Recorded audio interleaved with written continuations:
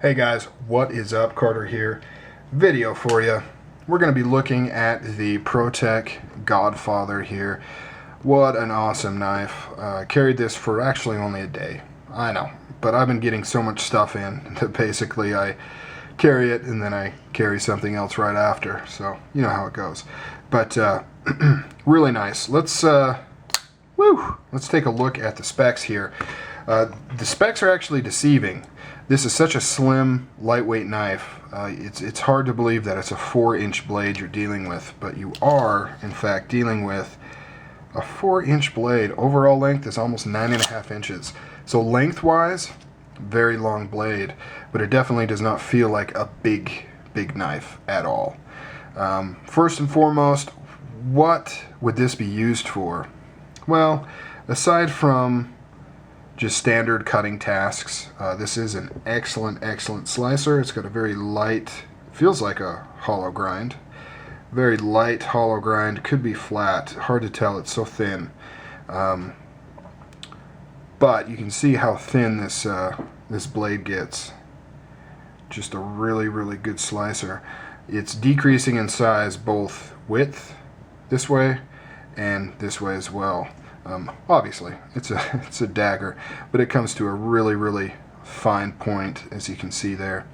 154 cm steel, beautiful blade, nice grind lines, flawless.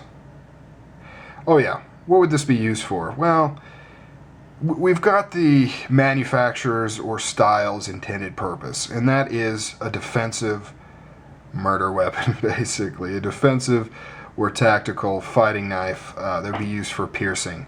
This would pierce insanely well. Insanely well. Now, of course, that being said, is that what the average user is going to be doing with it? Obviously not. They're just going to be doing standard cutting and things like that with it. But definitely if you need to deploy this to pierce through some soft material, it would do it outstandingly well. Like most automatics, a good portion of it is just for fun and nostalgia and to show off and things like that. But they do offer certain advantages. One-handed opening, obviously, but most tactical folders are one-handed as well. But they require a little bit more dexterity and range of motion to deploy, whereas an automatic, if you can push a button, you can deploy it. And I've said this before, but one of the benefits is, doesn't matter how hard or how quick you deploy it, it deploys the same each and every time. When you're dealing with a manual opening folder, it is possible that your grip slips, you don't quite get the strength that you normally get, and it won't open all the way, or there's a number of different factors. With an automatic knife, each and every time it opens just as hard, just as quick. So that is a benefit to automatics. I'm not saying that automatics are a contender necessarily to manual knives, but I'm just saying they're not complete toys. They're definitely useful, and they were invented for that very purpose. I mean, they were invented for that reason. They weren't invented as just a toy. They were invented as a way to easily and quickly open it one-handed for use. Anyways, I'm getting off on a tangent here. So I went with the gray anodized aluminum handles. So these are all one-piece handles here, and then it has a milled out portion where they've inserted textured G10. Now I'm not sure what this texture is. It's not peel ply, and it doesn't seem to be, let's see if we can get a closer look, it doesn't seem to be just sandblasted G10. It's got an entirely different texture to it that I really am not sure what that is. Emerson style pocket clip. It rides very low, which is nice. I really like that. I mean, you're looking about like right there. So very nice there. And it carries like a dream. It is very lightweight. The specs will be down below. I'm guessing that this is probably 3 ounces, give or take. A 4-inch blade for 3 ounces. Very nice. By the way, that's another advantage to automatic knives. Because of their button locking mechanism and their frequent use of aluminum scales, handles, they're very lightweight for their size, for what you get. and the button lock is a very robust locking system. There's a few manual knives out there, like the Hogue Extreme line, that uses a button lock system, but usually you find them on automatics like this.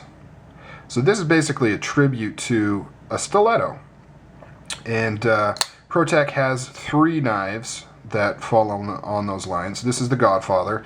There's the Godson, which is a smaller version of this, 3-inch blade, and then there's the Dawn. The Dawn's about this size, but it has, I forget what they're called, but on the tang it has kind of those wings that kind of stick out, that kind of even look more like a stiletto, an Italian style automatic stiletto. So definitely very cool, perfectly centered, and look how thin and sleek that is. This is just a very fashionable knife. And this is the kind of knife I would wear to a high-end event. You know, I'd take this if I was wearing a tuxedo. Can you imagine that? You're wearing a looking fly in your tuxedo, champagne in one hand, somebody needs to open something, you pull this out, especially if it had maybe like burl wood inlays with a mosaic pin button. You just crack this sucker open, Damascus blade. How sick would that be? That would be totally sick. Anyways, that was a little fantasy tangent of mine that I went on. Sorry about that, guys. Very nice blade. Love it. You know, showing this off to people, everybody loves an automatic. They seriously do. At my new job that I've been working, I've kind of been doing a folder of the day type thing where I take a new knife and bring it in, and this is the one that's probably got the most attention, just because of its design and the fact that it's a sweet automatic like that. Alright guys, so that is a look at the Protech Godfather. Really awesome knife. Protech is just a great company. Great company for automatics. I've been enjoying their products for quite a while. I've got a number of their knives. Very cool. Alright guys, take it easy. Have a good day or evening. Later.